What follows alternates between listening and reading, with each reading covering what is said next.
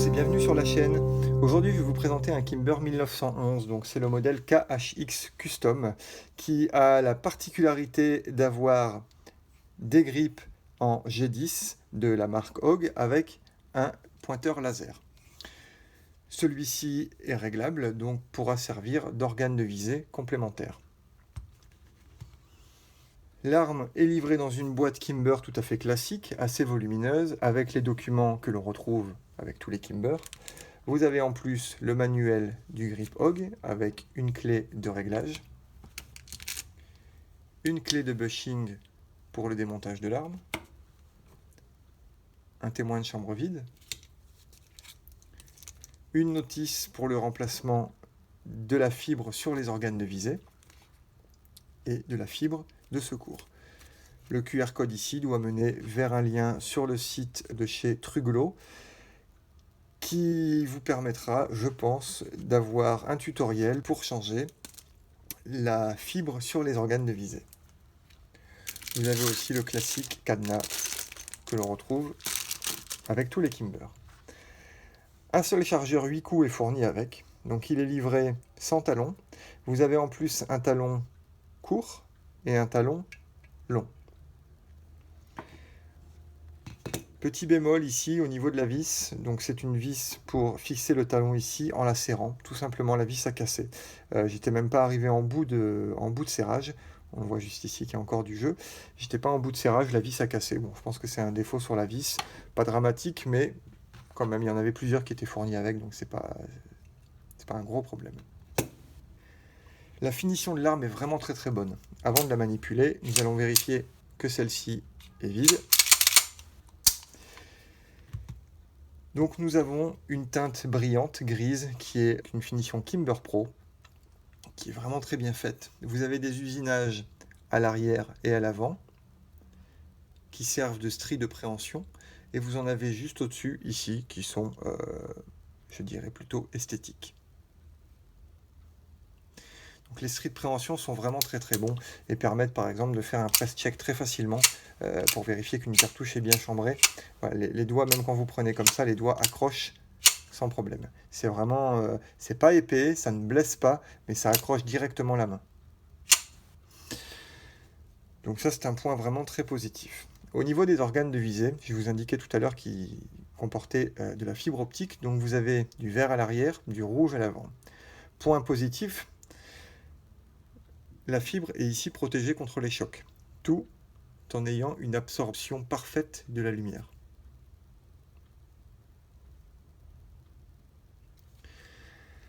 Donc ces organes de visée sont réglés à 25 mètres, et vous avez juste ici, par pression, un laser qui est normalement réglé, lui, à 10 mètres. Donc pour l'allumer, vous prenez votre arme en main, et lorsque vous allez presser juste ici avec le doigt, le laser va s'allumer. Ces plaquettes sont en G10, tout comme le receveur pour le ressort principal, donc le ressort du marteau, qui est lui aussi en G10.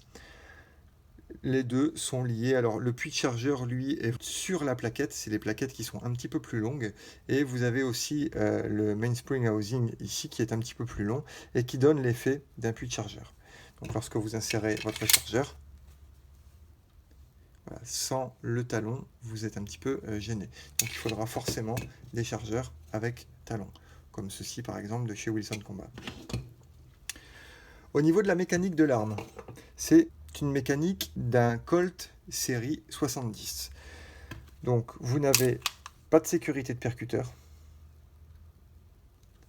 et une mécanique extrêmement simple. Alors il faut savoir que chez Kimber, tous les modèles qui comportent un 2 à la suite du nom, comme le Stainless 2, Target 2, Royal 2, etc., ont une sécurité de percuteur. Si vous n'en voulez pas et que vous voulez une mécanique série 70, il vous faut un modèle sans ce 2 à la fin. Pour ce qui est de l'avant, on a une mécanique série 90, donc avec une tige guide longue. Ça ajoute un petit peu de poids à l'avant, techniquement ça n'apporte rien de particulier, si ce n'est de l'esthétique. Je trouve ça quand même plus joli plutôt que d'avoir seulement le canon ici qui dépasse, ou bon, c'est un peu plus sympa sur une version ancienne, je dirais originale du 1911, mais sur une version moderne, c'est quand même un petit peu plus agréable. Ce qui est très intéressant sur cette arme, c'est l'absence totale de jeu. J'ai donc déjà un Kimber, et vous l'avez certainement vu, le Desert Warrior, qui lui a un léger jeu fonctionnel sur toute l'arme. Ici, il n'y a strictement aucun jeu. L'arme n'a pas du tout de jeu. Le seul petit jeu que j'ai pu trouver, même au niveau de la détente, il n'y en a pas du tout. Le seul petit jeu que j'ai pu trouver, c'est juste ici, sur la queue de castor, un léger jeu latéral, mais qui est vraiment très léger. La finition est vraiment très bien. Les pièces sont parfaitement ajustées. Vous voyez, juste là, c'est vraiment très bien fait. La finition esthétique également, hein, c'est Kimber Pro, je crois, de mémoire, très bonne. Petit bémol, juste ici, les plaquettes, ils auraient pu creuser un petit peu pour accéder plus facilement au déverrouillage du chargeur. Bon, là, c'est pas Kimber, c'est Hog. Je pense qu'ils auraient pu penser à ce petit détail. Je viens de procéder au démontage de l'arme, donc je confirme l'ajustement vraiment parfait du bushing qui est assez compliqué à enlever. Donc nous avons, on voit d'ailleurs ici les marques du bushing sur le canon.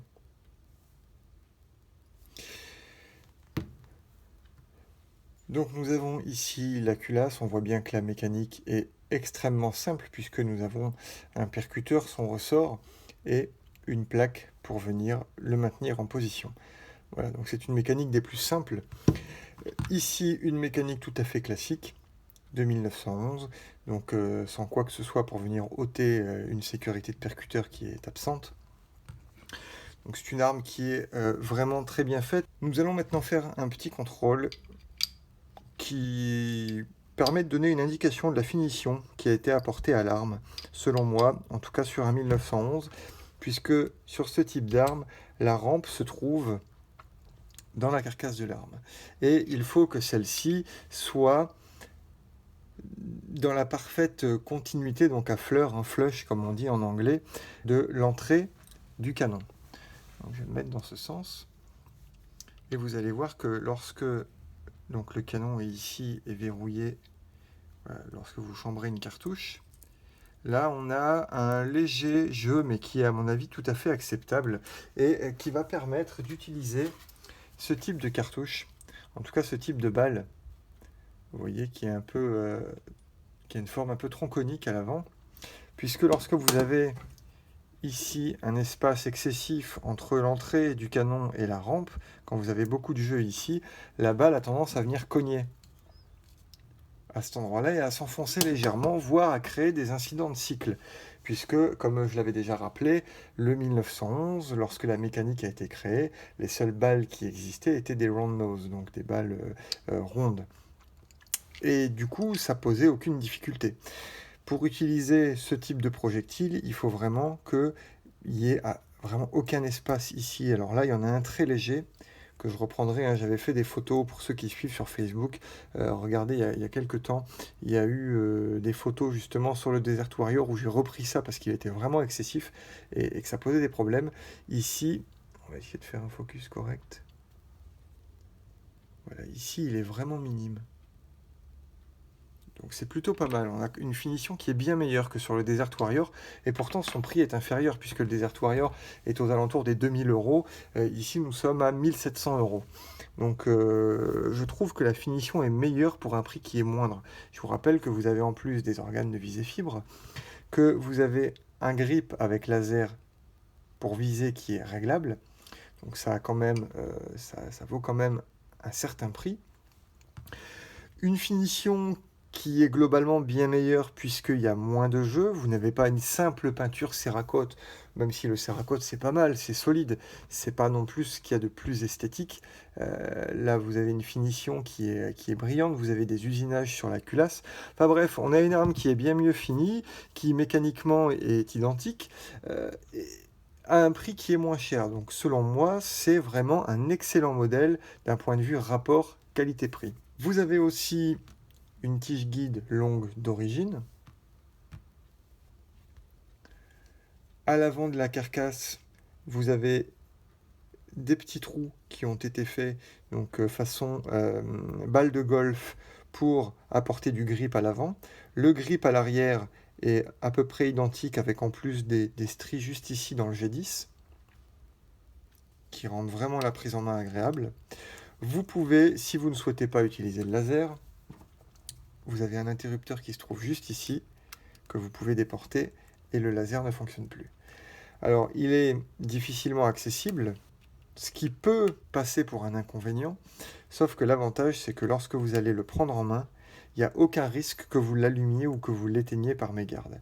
Il vous faut forcément une pointe de crayon, un petit outil, une clé, quoi que ce soit, pour pouvoir modifier l'interrupteur. Donc ça, c'est pas mal. Lorsque vous allez chausser votre arme, il n'y a aucun risque que vous allumiez le laser, puisque vous allez ici vers l'avant, et c'est vers l'avant qu'on l'allume. Donc si vous avez décidé de l'éteindre, en le prenant en main de toutes les façons, il n'y a aucune possibilité pour que vous puissiez l'allumer. Il faudra forcément le faire sciemment. Nous en avons fini pour cette vidéo de présentation.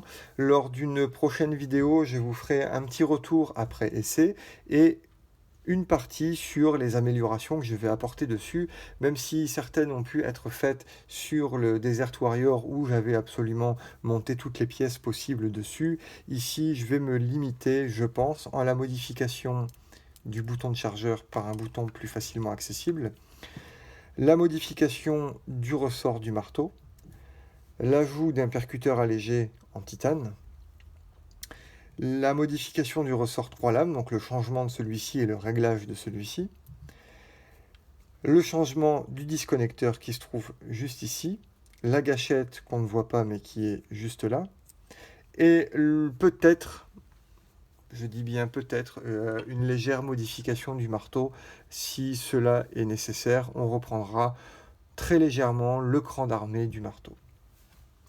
Je vous dis à bientôt et les prochaines vidéos arriveront à la rentrée. Salut, passez de bonnes vacances!